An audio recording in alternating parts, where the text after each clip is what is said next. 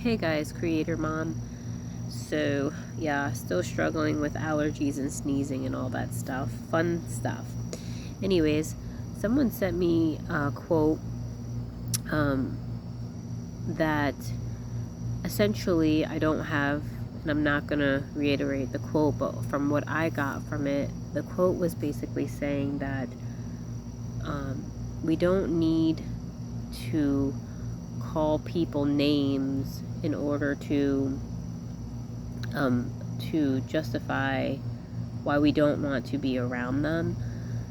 Basically, it was saying that you feeling uncomfortable or like shit when you're around a person is enough to signify that you don't need to be around them, but we don't have to put labels on people and call them toxic, because essentially the person was essentially saying that we've all operated out of trauma responses, which are basically what toxic is or whatever, or toxic behavior.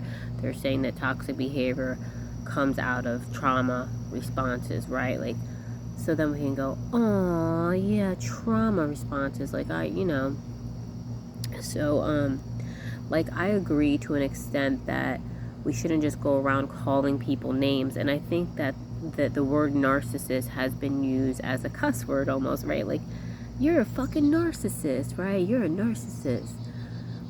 The word has been thrown around loosely. And to be honest with you, a lot of mental health diagnosis words have been thrown around very loosely. Like, how many times do we say, oh man, that person's bipolar, they're, or, oh, I'm depressed, or they're depressed, or I'm anxious. Like, the word depression, anxiety have become so common, they're no longer really words that are like set apart for serious like instances.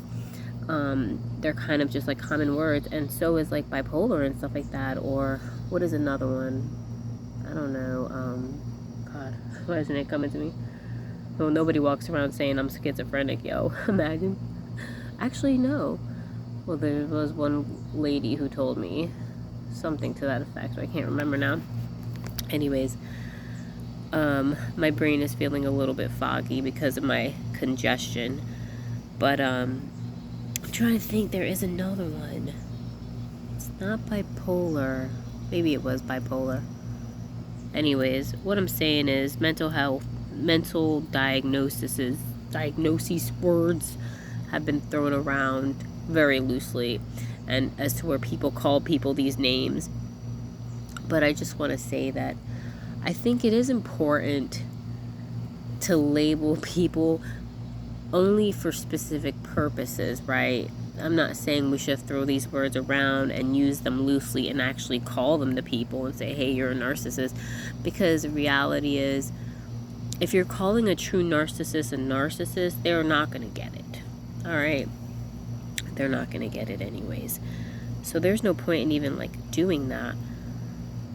But it is important, I think it is important to name these things and to put descriptions beneath them so that people can understand what happened to them, right?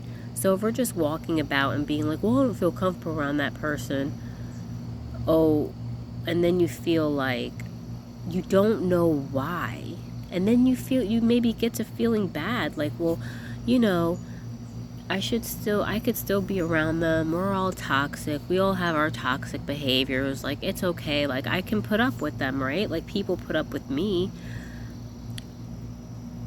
But I think that when you have something that's more defined, it's just more defined, more specific, you can begin to understand what has happened to you. And I think that is like a very important thing to realize when you have been abused, essentially, and maybe even unknowingly. I think it's important for someone's personal journey to know that. And like I said, saying again for like the third time, for them to understand what happened to them. So for them to understand that what they did feel was real, okay? It's important for people to be able to put words to these things. So just it feels more concrete. It's not just an emotion anymore that you felt in your gut. Like, there are words that we can put to this. And then it's not just for the sake of labeling people.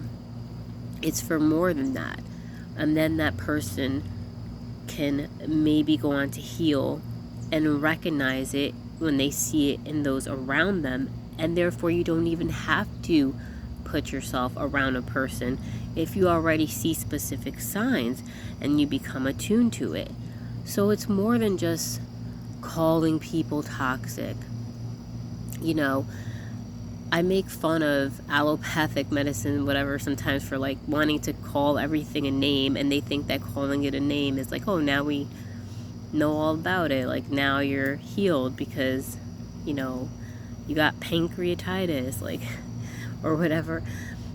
But it is good to know what is going on or what something is called, so that you can know what's has happened to you, and then you can seek out whatever remedies or however you want to remedy yourself, you know, however you want to go about healing yourself from what you encountered. And understanding how being around this type of a person who does fit this description, how being around that type of person shaped your personality and who you are, right? Because it's not just for the sake of calling people toxic as we're older. We grew up with these so-called toxic people, right? And they helped to shape our personalities, and we don't understand why it is that we think the way that we think sometimes. We don't understand why it is we feel the way we feel sometimes. We don't understand why we don't trust ourselves. We don't understand why we don't know what our gifts and talents are. So anyways, so it's all for purposes of understanding.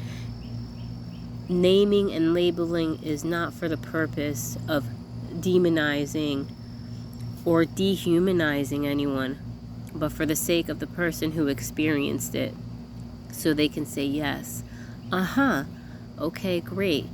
So now I can identify these things within me that were a result of being around this toxic, narcissistic person, and I can let it go now. I can put that trait down, and I can move forward with myself and know that that thing was only born from being around this narcissistic person. I think I just said a mouthful, but anyways, I hope I made some kind of sense about how I feel about the thing with labeling people as toxic or narcissistic or, you know, whatever. It's merely for educational purposes and for purposes of understanding.